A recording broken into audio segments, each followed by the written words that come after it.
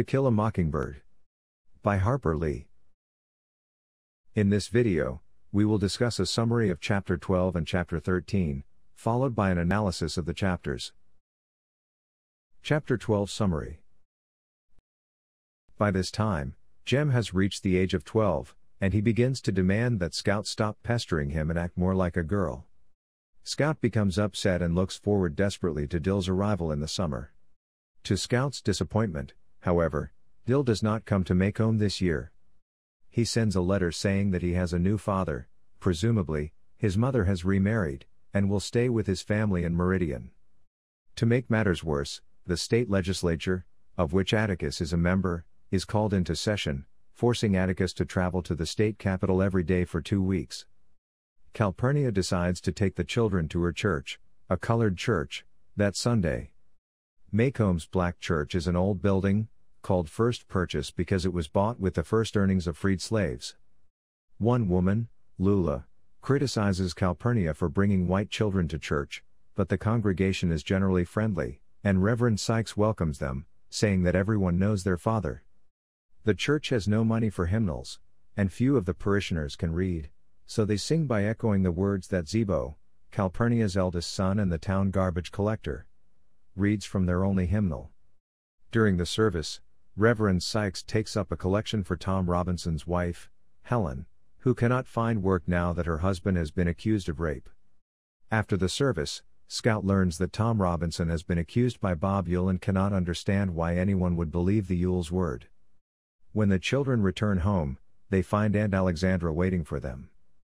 Chapter 13 Summary. Aunt Alexandra explains that she should stay with the children for a while, to give them a feminine influence. Mockingbird gives her a fine welcome, various ladies in the town bake her cakes and have her over for coffee, and she soon becomes an integral part of the town's social life. Alexandra is extremely proud of the Finches and spends much of her time discussing the characteristics of the various families in Mockingbird. This family consciousness is an integral part of life in Mockingbird, an old town where the same families have lived for generations, where every family has its quirks and eccentricities. However, Jem and Scout lack the pride that Aunt Alexandra considers commensurate with being a Finch. She orders Atticus to lecture them on the subject of their ancestry. He makes a valiant attempt but succeeds only in making Scout cry. Chapters 12 and 13 Analysis. Dill's absence from Mockingbird coincides appropriately with the continued encroachment of the adult world upon Scout's childhood, as Dill has represented the perspective of childhood throughout the novel. Scout's journey to Calpurnia's church is the reader's first glimpse of the black community in Mockingbird, which is portrayed in an overwhelmingly positive light.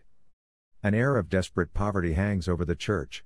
The building is unpainted, they cannot afford hymnals, and the congregation is illiterate, yet the adversity seems to bring the people closer together and creates a stronger sense of community than is found in Scout's own church.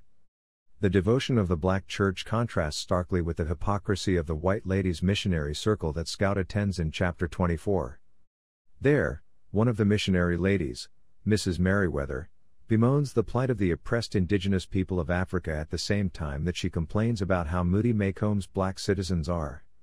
In addition, Lee introduces the black community at a crucial moment in the narrative, just as race relations in Mockingbird are thrown into crisis by the trial of Tom Robinson. By emphasizing the goodness and solidarity of the black community, Lee casts the racism rampant among Macomb's whites in an extremely harsh and ugly light.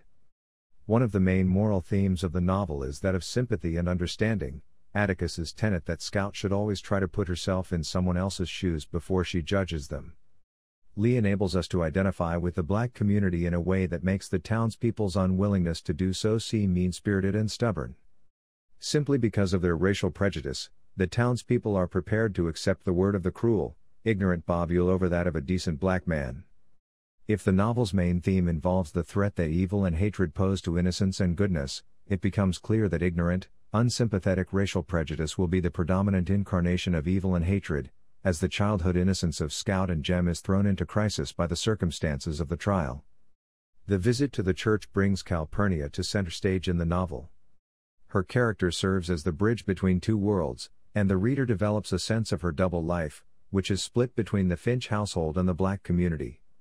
When she goes to church, her language changes, she speaks in a colored dialect rather than the proper, precise language that she uses in Atticus's household. Jem asks her why, and she explains that the churchgoers would think she was putting on airs fit to beat Moses if she spoke white in church. This speech demonstrates the gulf between black people and white people in Macomb.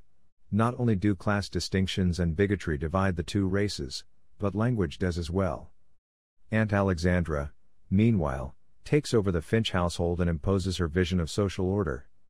With her rigid notions of class and her habit of declaring what's best for the family, she naturally clashes with Calpurnia, whose presence she deems unnecessary, and Scout, who wants no part of what her aunt represents, namely, respectable Southern womanhood. The reader may side with Scout at this juncture and consider Aunt Alexandra inflexible and narrow-minded, but, like most of the book's characters, she has many redeeming qualities. She may not have her brother's fierce yearning for justice or his parenting abilities, but her eagerness to rear Jem and Scout properly and her pride in the Finch name demonstrate that she cares deeply about her family. If this video helped you, don't forget to give it a like, comment, and subscribe for more helpful content.